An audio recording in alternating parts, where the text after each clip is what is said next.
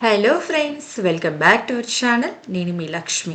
ఈరోజు మన కిచెన్లో ఎప్పుడు చేసే ఉసిరికాయ పచ్చళ్ళు కాకుండా తీయగా కారం కారంగా ఉన్న ఉసిరికాయ పచ్చడి ఎలా చేయాలో మీతో షేర్ చేసుకోబోతున్నాను. ఈ ఉసిరికాయ పచ్చడి చేయడం చాలా ఈజీ. ఎక్కువ ఇంగ్రీడియంట్స్ పట్టకుండా చాలా తక్కువ ఇంగ్రీడియంట్స్తో తక్కువ ఆయిల్తో ప్రిపేర్ చేయొచ్చు. చాలా ఈజీగా ప్రిపేర్ చేసుకునే ఈ ఉసిరికాయ పచ్చడి నార్త్ ఇండియన్స్ ఎక్కువగా ప్రిపేర్ చేస్తారు. ఈ ఉసిరికాయ పచ్చడి చిన్న పిల్లల నుంచి పెద్దవాళ్ళ వరకు అందరికీ నచ్చుతుంది. ఒక్కసారి చేసి పెట్టారనుకోండి, సంవత్సరం పాటు నిల్వ ఉంటుంది. ఇక ఏ మాత్రం లేట్ చేయకుండా నోరు నుంచే ఈ ఉసిరికాయ పచ్చడి ఎలా ప్రిపేర్ చేయాలో చూసేద్దామా? ఇక లేట్ చేయకుండా వీడియోలోకి వెళ్ళిపోదాం. మీలో ఎవరైనా కొత్తగా మన ఛానల్ని చూస్తున్నట్లయితే వెంటనే ఛానల్ని సబ్స్క్రైబ్ చేసుకోండి. స్టవ్ మీద కడాయి పెట్టుకొని ఇందులోకి 1.5 కప్పు వరకు వాటర్ని యాడ్ చేసుకోండి. ఇక్కడ ఒక చిన్న స్టాండ్ పెట్టేసి హైట్ కోసం ఒక చిన్న బౌల్ని బోర్లించుకోండి. వాటర్ అనేది ఉసిరికాయలకి ఏ మాత్రం అంటకూడదు. సో నేను ఇక్కడ బౌల్ని యూజ్ చేసుకున్నాను. అలాగే 400 గ్రాముల ఉసిరికాయల్ని క్లీన్ చేసుకొని ఇలా చిల్లుల బౌల్లోకి వేసుకోండి. ఈ ఉసిరికాయల్ని చక్కగా సర్దేసుకొని ప్లేట్తో క్లోజ్ చేసేసి మీడియం ఫ్లేమ్ మీద 10 నిమిషాల పాటు ఉడికించాలి. అయితే 10 నిమిషాల పాటు అలా కంటిన్యూగా ఉడికించకుండా 5 నిమిషాల తర్వాత ఇలా ఓపెన్ చేసి అన్నీ ఒకసారి ఫ్లిప్ చేసి అటువైపు కూడా ఒక 5 నిమిషాల పాటు ఉడికించండి. ఉసిరికాయలు బాగా మెత్తగా ఉడికించారనుకోండి, పచ్చడి త్వరగా పాడైపోతుంది. ఇలా అన్నీ ఒకసారి బాగా ఫ్లిప్ చేసుకొని ప్లేట్తో క్లోజ్ చేసేసి మరో 5 నిమిషాల పాటు ఉడికించండి. ఇలా 5 నిమిషాల పాటు ఉడికించిన తర్వాత ఇలా చాక్తో గుచ్చామనుకోండి, చాక్ అనేది ఈజీగా దిగాలి. ఇలా ఉడికినట్లయితే ఉసిరికాయ పచ్చడికి పర్ఫెక్ట్గా ఉడికినట్లు. ఈ ఉసిరికాయల్ని పూర్తిగా చల్లారనివ్వండి. ఈలోపు మనము పచ్చడికి కావలసిన మసాలా పౌడర్ని ప్రిపేర్ చేసుకుందాం. కడాయిలోకి 1.5 టేబుల్ స్పూన్ వరకు ధనియాలు, 3 టేబుల్ స్పూన్ల సోంపు, 1 టేబుల్ స్పూన్ మెంతులు, వీటన్నిటిని కాస్త ఎండబెట్టుకొని తీసుకోండి. అలాగే 1 టీ స్పూన్ వరకు మిరియాలు, 1 టీ స్పూన్ జీలకర్ర, వీటన్నింటినీ కూడా మంటని లో ఫ్లేమ్లో పెట్టి చక్కగా మంచి సువాసన వచ్చి కాస్త రంగు మారి జీలకర్ర కాస్త చిట్టపట్టమంటూ వేగే వరకు ఫ్రై చేసుకోవాలి. ఈ మసాలాలు ఏమాత్రం మాడినా పచ్చడి సువాసన అనేది మారిపోతుంది. సో దగ్గరుండి కాస్త రంగు మారి మంచి సువాసన వచ్చే వరకు ఫ్రై చేసుకోండి. చూసారా, కాస్త రంగు మారాయి కదా.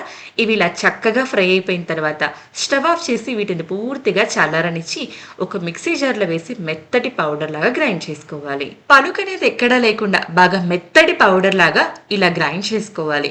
ఇలా గ్రైండ్ చేసి పెట్టుకుని రెడీ చేసుకున్న ఈ మసాలా పౌడర్ని క్లోజ్ చేసి కాస్త పక్కన ఉంచండి. ఈలోపు ఉడికించుకున్న ఉసిరికాయలు పూర్తిగా చల్లారిపోయి ఉంటాయి కదా, ఇలా డైరెక్ట్గా వేసేయకుండా ఇలా చాక్తో ఆల్రెడీ ఘాట్లు ఉంటాయి కదా, సో ఘాట్ల దగ్గర ఇలా నీట్గా కట్ చేసుకొని ఒకదానికొకటి సపరేట్ చేసేసుకోవాలి. చూడటానికి షేప్ అవుట్ అవ్వకుండా చక్కగా ఉంటాయి. చూసారా, బాగా మెత్తగా ఉడకలేదు కాబట్టి ఎక్కడ కూడా ఎడ్జెస్ అనేవి కూడా చాలా చక్కగా షార్ప్గా కట్ అయిపోయాయి. ఇలా నీట్గా కట్ చేసుకొని అన్నీ ఉంచుకొని పక్కన ఉంచండి. పర్ఫెక్ట్గా ఉడకటం వల్ల ముక్క ఏ మాత్రం చెదరకుండా నీట్గా వచ్చింది కదా. ఈ ముక్కల్ని కాస్త పక్క నుంచి నెక్స్ట్ ఏం చేయాలో చూసేద్దాం. కడాయిలోకి 2 టేబుల్ స్పూన్ల ఆవాల నూనెని తీసుకోండి. ఇఫ్ ఇన్ కేస్ మీ దగ్గర ఇది లేదు అంటే పప్పు నూనెని యూజ్ చేయండి.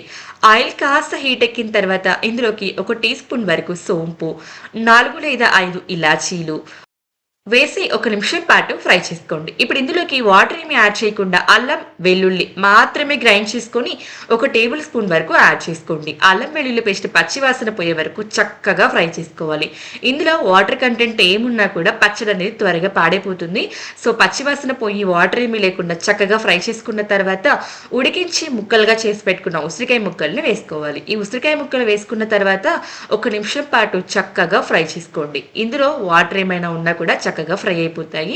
ఆ తర్వాత ఇందులోకి 1/2 టీ స్పూన్ పసుపు, 1 టేబుల్ స్పూన్ ధనియాల పొడి, 1 టీ స్పూన్ గరం మసాలా, అలాగే 1.5 టేబుల్ స్పూన్ వరకు కాశ్మీరీ రెడ్ చిల్లీ పౌడర్. ఈ చిల్లీ పౌడర్ కారం కాస్త తక్కువగాను రంగు ఎక్కువగాను ఉంటుంది.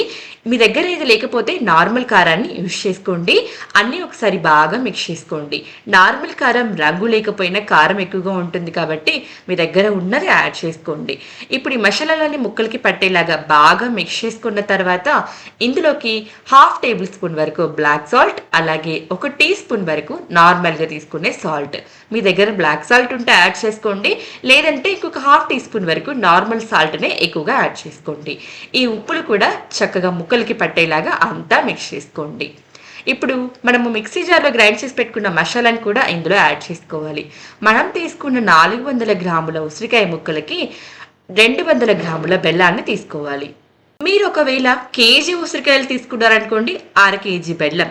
అదే అర కేజీ ఉసిరికాయలు తీసుకున్నారనుకోండి, పావు కేజీ బెల్లం. అలా కేజీకి హాఫ్ కేజీ బెల్లం లెక్క యాడ్ చేసుకోవాలి.